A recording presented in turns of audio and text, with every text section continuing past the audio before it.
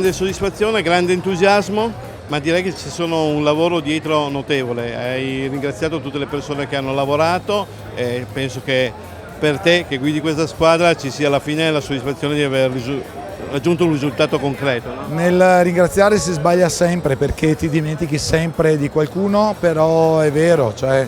se partiamo dai produttori, dal gruppo di lavoro del consorzio, da tutti quelli che ci danno da sempre una mano, da chi sa esattamente cosa deve fare, a chi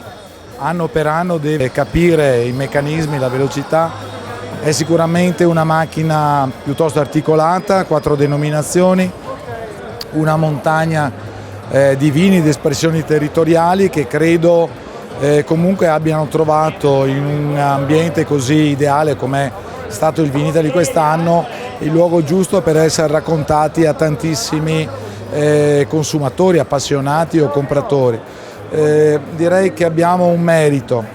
quello con umiltà, con tanta costanza, con tanto lavoro,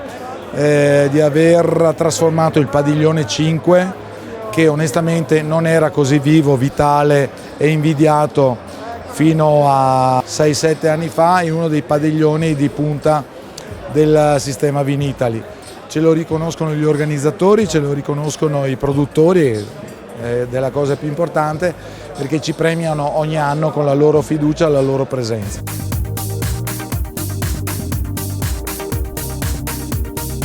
Noi siamo stati qui, i vostri partner, vicini, solo questi pochi giorni, ma abbiamo visto un'intensità di lavoro di tutta la squadra notevole, perché per chi passa vede solamente la parte ben riuscita esterna, ma dietro c'è tantissimo sudore.